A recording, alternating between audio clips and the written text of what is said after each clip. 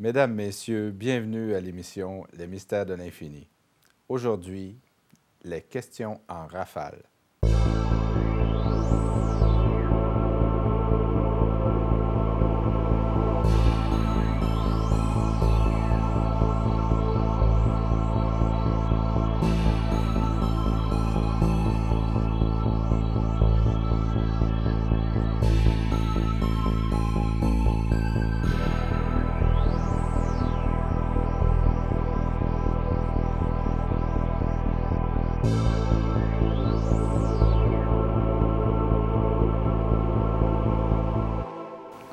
Mesdames, Messieurs, aujourd'hui donc, nous allons poser des questions en rafale à M. Normand Pinard, métaphysicien, voyant, conférencier.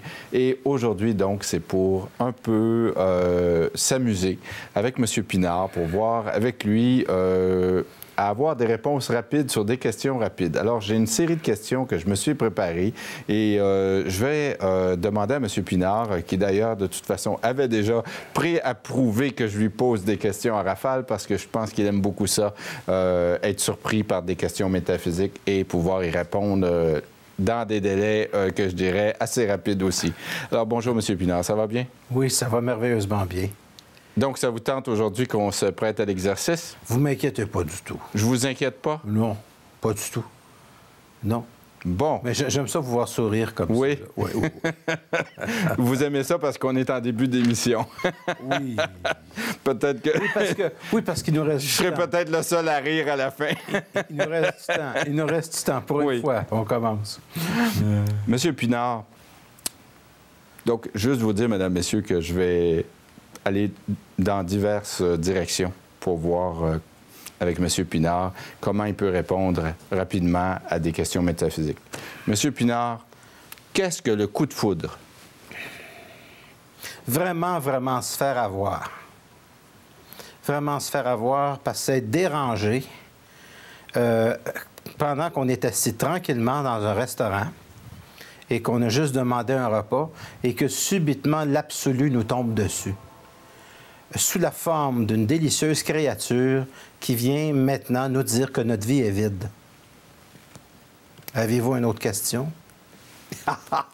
Je vous aurais fait développer parce que je pense qu'il y a beaucoup de monde qui aurait voulu comprendre un peu plus. Bien, c'est un phénomène... Ben oui, je peux le développer un tout petit peu. C'est un phénomène où l'individu qui était dans sa centricité a été décentré par la beauté du monde. Monsieur Pinard, qu'est-ce que le bonheur? C'est quelque chose qu'on ne devrait jamais chercher, et quand on cesse de le chercher, c'est qu'on l'est.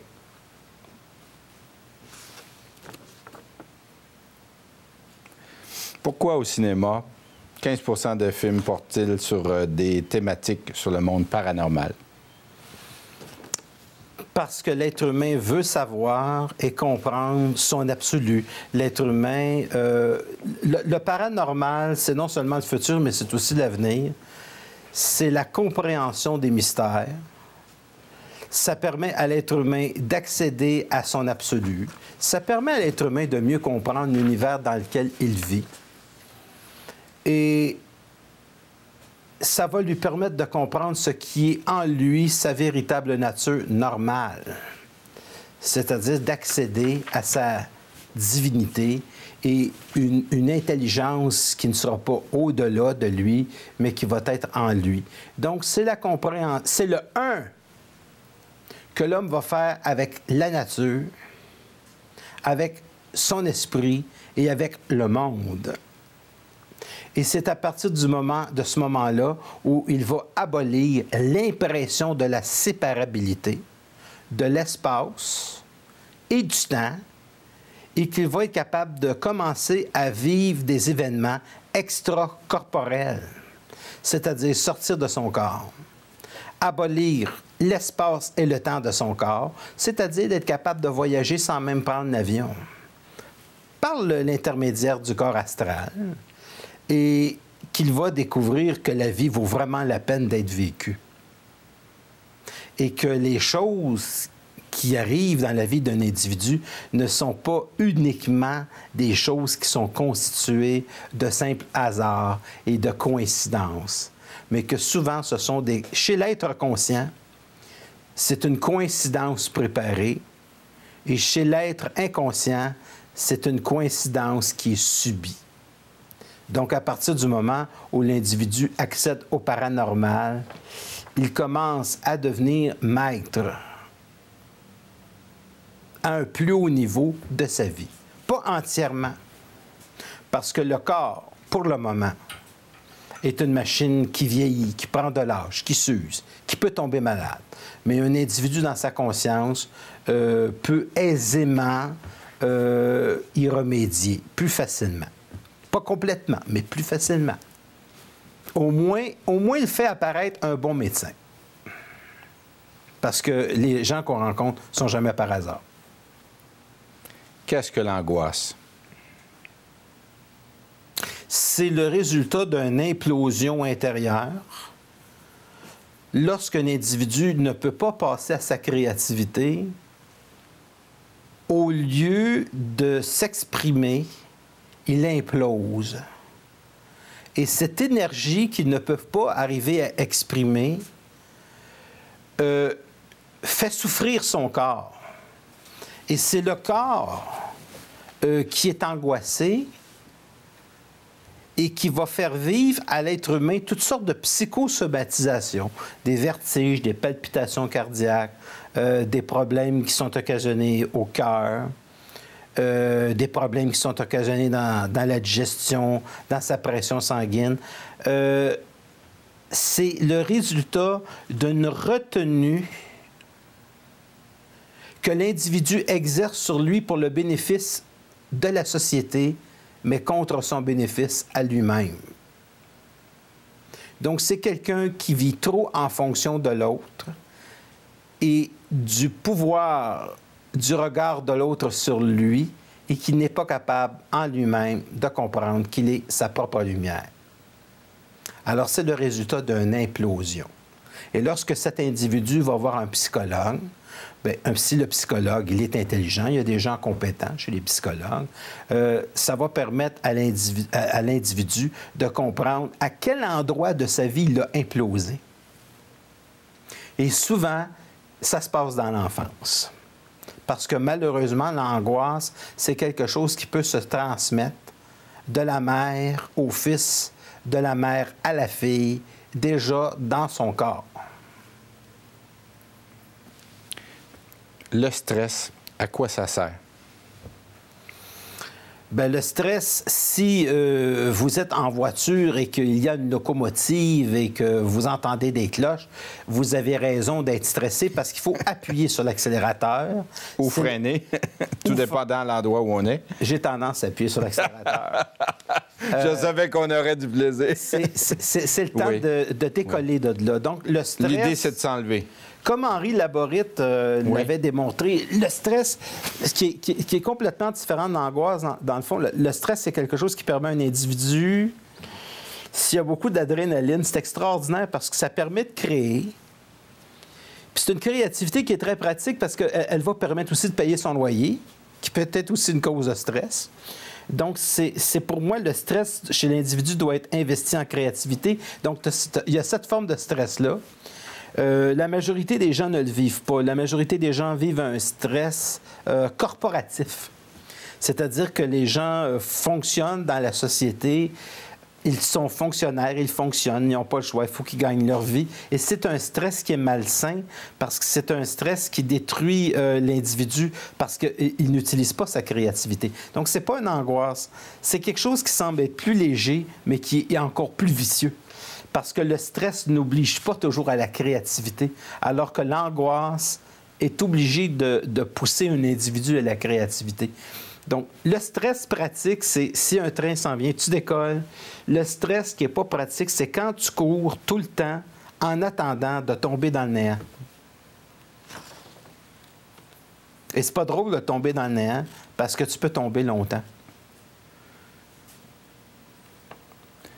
Quelle est votre opinion sur les maisons hantées?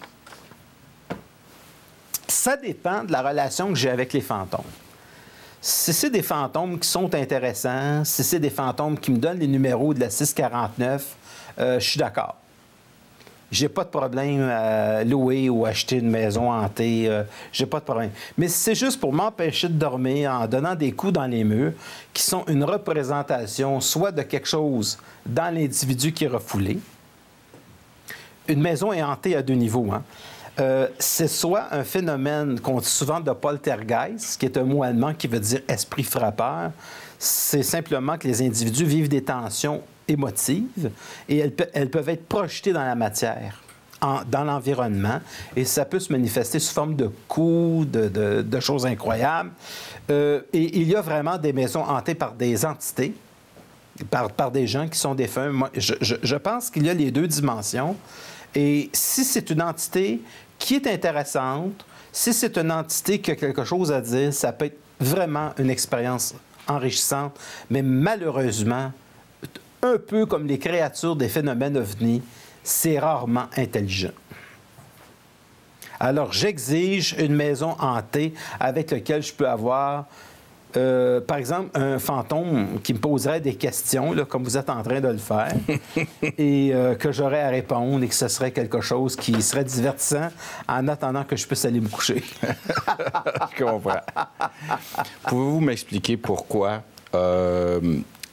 il est impossible de découvrir les numéros de la 649 par le paranormal? Il est impossible de découvrir les numéros de la 649 par le paranormal. Oui et non. J'ai connu des gens, j'ai connu une dame qui a fréquenté mes salles et qui a rêvé les numéros de la 649. Elle s'est réveillée en pleine nuit. Elle a pris les chiffres, puis elle a gagné 4,5 millions. Bon. Là où ça se gâte par la suite, c'est que son mari a dépensé le 4,5 millions. Ça a été un problème. À ce moment-là, ça devient autre chose. Mais dites-moi donc, M. Pinard, les personnes, justement, qui ont rêvé des numéros de 649, il y a plus que cette dame-là qui en ont déjà rêvé des numéros. Qu'est-ce qui fait que elle, c'était les bons? Ça fait partie du karma de l'individu, ça fait partie de l'expérience de l'individu. C'est pas nécessairement parce que quelqu'un va gagner à la loterie qu'il va être heureux. C'est pas nécessairement parce que quelqu'un gagne 4 millions que sa vie va bien se terminer. C'est préférable de ne pas gagner 4 millions puis de rester en santé que si tu gagnes 4 millions puis un an après, tu as un médecin qui t'apprend que tu as un cancer ou que tu as un problème qui est très grave. À ce moment-là, c'est pas un phénomène intéressant. Donc, faut toujours voir. Il y a des cadeaux, il y a des choses qui peuvent être intéressantes, mais aussi, quand on fait affaire avec des entités, quand on fait affaire avec de l'au-delà, quand on fait affaire avec des forces, il faut comprendre que aussi, il faut que ça puisse se stabiliser. Moi, je pense qu'un beau cadeau qui est en relation avec l'absolu, c'est la sérénité. C'est quand on a la sérénité, parce que la sérénité, c'est gagner à la 649 de son absolu.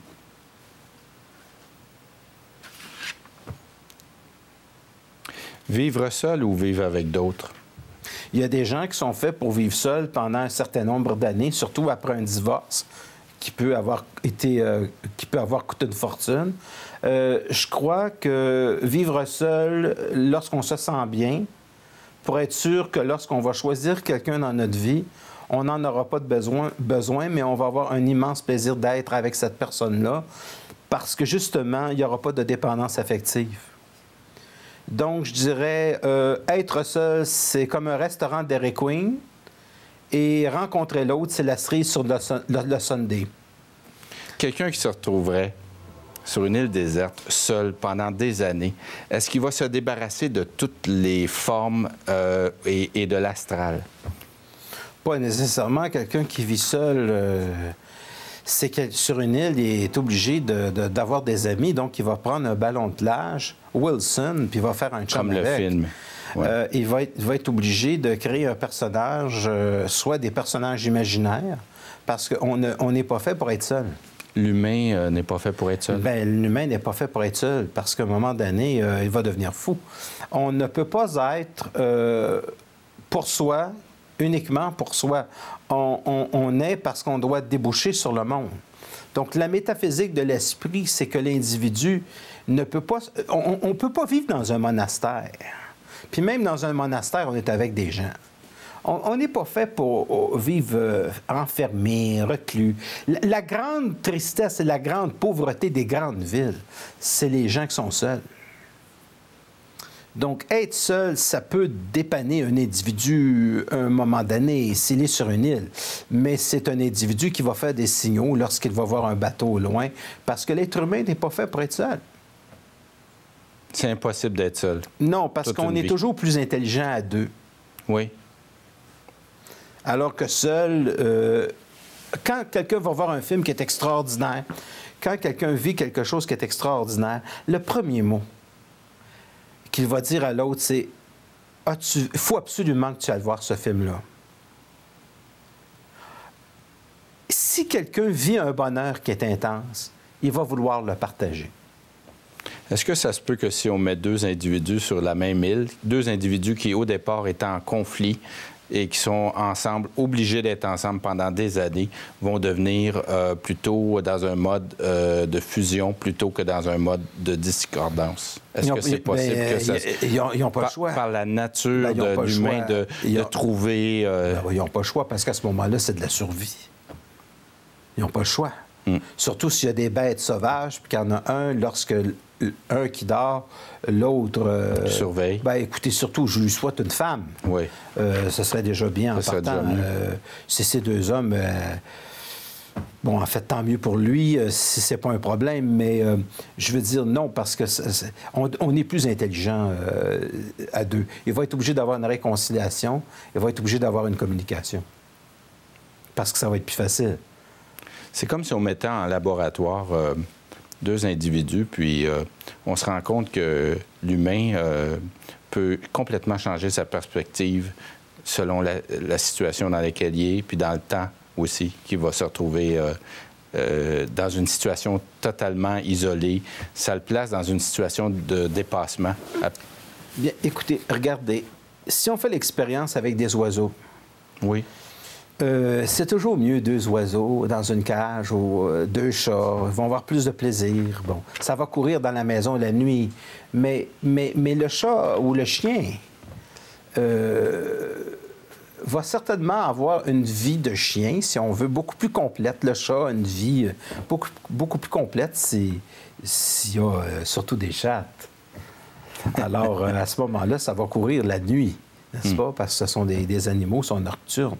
Alors, encore une fois, l'être humain ne peut pas vivre que pour lui.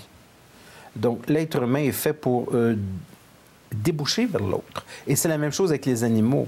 Les animaux seuls ne vivent pas nécessairement longtemps. Ils ne peuvent pas vivre longtemps. Mais un animal qui est avec son maître, et qui a une famille, qui a des enfants, qui s'amusent avec, a plus de chances de vivre longtemps. Est-ce que l'ordinateur était un passage obligé à l'évolution de l'homme? L'homme devra apprivoiser la machine. La machine, c'est un outil. Le marteau, c'est très utile pour celui qui construit. Maintenant, ça dépend ce qu'on fait avec.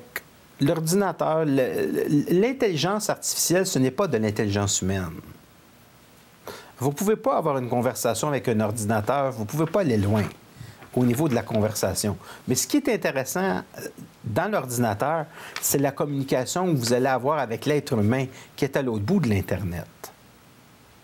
Donc, c'est un outil de communication internationale qui permet à l'être humain de prendre conscience à un point tel que c'est à cause de l'ordinateur qu'on va probablement évoluer par un pas de géant à cause de l'Internet, pas à cause de l'ordinateur, mais à cause de l'Internet qui est branché souvent un ordinateur. Bientôt, il s'en vient des télévisions intelligentes qui vont être branchées sur Internet. C'est plutôt l'Internet qui est importante que l'ordinateur comme tel. Parce que je pense que l'ancêtre de l'ordinateur, c'est les jeux. C'est les jeux qui étaient dans l'ordinateur. Maintenant, je crois que c'est l'Internet et c'est la communication qu'on peut avoir. Ce sont les informations qu'on peut avoir dans une immense librairie qui est probablement qui est la plus grande librairie du monde, sur laquelle on peut voir, on peut communiquer et on peut tout savoir sur les choses qui nous intéressent. Et dans ce sens-là, on pourrait dire que l'Internet, c'est le téléphone d'une civilisation extrêmement avancée. Ça permet la destruction des formes, parce que l'Internet, c'est ce qui va permettre à l'être humain de confronter les formes. C'est-à-dire, je vais vous donner un exemple. Une civilisation très, très religieuse, on nommera pas laquelle, mais une civilisation très, très religieuse qui a l'Internet, si elle veut survivre, elle va être obligée d'interdire l'Internet. Et il y a certaines civilisations religieuses qui ont déjà commencé à le faire dans leur pays, dans certains quartiers, même à Montréal, parce que ça incite tellement à l'évolution de l'être humain, puis ils ne pourront pas l'empêcher de toute manière. Parce que ce qui est fermé dans la maison sera ouvert au petit restaurant. Fait que c'est ce qui va permettre à l'être humain de faire sauter les anciennes formes spirituelles. À ce moment-là, on va passer dans une collectivité intelligente d'une nouvelle race et une nouvelle civilisation qui n'est pas présentement sur Terre, mais je peux vous dire que l'Internet, c'est vraiment le début d'une nouvelle civilisation. Est-ce que c'est bon, par exemple, de dire aux enfants qui sont en communication avec leurs amis par Internet, de leur dire, bon, bien, cette semaine, c'est la semaine de relâche, vous ne touchez pas à Internet de la semaine. Est-ce que c'est une chose qui est positive à faire au sens métaphysique? Non. Non, on ne doit pas interdire aux enfants quoi que ce soit. Foutez la paix aux enfants. On passe notre temps à interdire. Non, ça prend quand même un encadrement.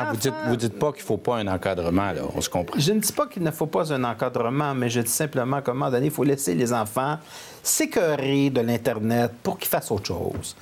Autrement dit, l'être humain doit vivre quelque chose pour être capable de passer à autre chose. Puis à un moment donné, l'enfant... il n'y a pas un enfant sur Terre qui va passer 24 heures par jour sur Internet pendant 20 ans. Comprenez-vous? Mais il faut qu'il traverse ces phases-là pour un jour dire, OK, là, j'en ai assez. J'en ai assez, il va rencontrer sa blonde. Puis il va être capable d'arriver à doser dans sa vie ce qu'on appelle l'Internet puis la vie affective. Mais ça doit se faire par lui-même. Puis il faut que les gens arrêtent de toujours intervenir auprès des enfants en interdisant ceci, en interdisant cela. Ça, c'est du maternalisme. Et je n'aime pas le maternalisme. C'est fatigant.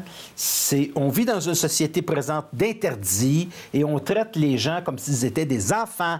C'est une aliénation collective. Et c'est une maladie du Québec. Est-ce que ça se peut aussi que ce soit parce que certains parents qui ne connaissent pas vraiment ce que c'est la communication par Internet, voient en ça quelque chose qui va à l'encontre, par exemple, de la santé physique de l'enfant, de ne pas aller jouer dehors, par exemple, puis que pour eux, à cause de leur propre concept, ils ne voient pas ça comme une évolution qu'Internet existe? Monsieur Saunier, j'ai rien contre les Amish. C'est quelque chose de très intéressant aux États-Unis. C'est un phénomène que les gens vont aller visiter. C'est des gens qui fonctionnent encore avec des chevaux, des chariots, tout ça. J'ai rien contre ça, c'est très beau. Mais personnellement, j'aime mieux une voiture. Électrique autant que possible, éventuellement. J'aimerais beaucoup une voiture électrique. Mais on ne nous en offre pas suffisamment. Je vais souvent au salon de l'auto. Ouais. On en présente à toutes les années. Elles ne sont jamais sur le marché. Faut croire que ça fait affaire à certaines compagnies de pétrole qui nous vendent à 1,48 le litre. Tu avais dit presque 140 $ de litre parce qu'un jour, ça viendra. C'est parce que je fais de la voyance. Ouais. Je suis déjà rendu là. 148 $ de litre, ça va venir. Là. Oui, hein? Oui. Ben oui, parce que c'est facile de créer des moteurs électriques. Mon père lisait des magazines populaires mécaniques au cours des années 50.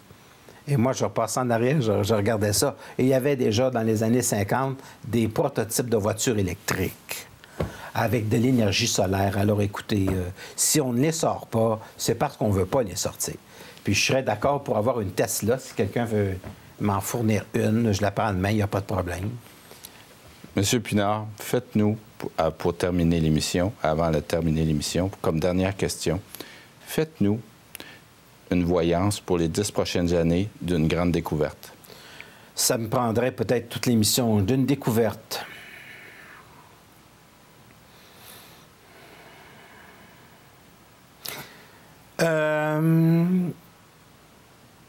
Dans 12 ans, on va développer une science qui va permettre l'antigravitation.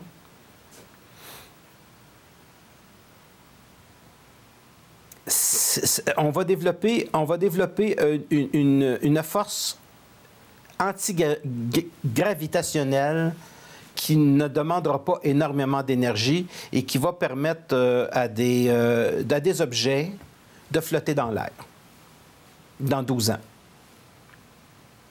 Je vous remercie, M. Pinard. Vous donnez des conférences? Oui, antigravitationnelles. Parce que c'est des conférences qui peuvent alléger l'être? C'est des conférences qui permettent à l'individu de peut-être avoir une sorte d'énergie, Ouais. de parler de différents sujets, de comprendre différentes choses à différents niveaux. C'est énergétique, en fait. Alors, c'est www.normandpinard.com. Ça touche, bien entendu, tout ce qui touche les phénomènes paranormaux, parce que c'est toujours la base. Le paranormal d'aujourd'hui et le normal de demain. Et je donne également des webconférences qui sont sur www.webpinard.tv. Et les conférences sont également en différé, autant les webconférences que les conférences publiques. Et je vous attends en consultation, si jamais vous êtes intéressé, de faire l'expérience de vous-même. Je vous remercie beaucoup, M. Saunier. Merci, M. Pinard. J'espère que vous avez aimé l'expérience. Énormément. Maintenant, la dernière chose, c'est que je vais vous désintégrer. Alors, je ne vous mettrai pas au défi. Je ne vous mettrai pas au défi. C'est très facile à faire. Oui. Regardez, on le fait disparaître. Juste avant, si vous me permettez, M. Pinard, je voudrais dire que vous pouvez nous rejoindre au info@tvrn.ca pour nous donner vos commentaires. Et donc, nous sommes là pour répondre à vos questions. Merci beaucoup et à la prochaine.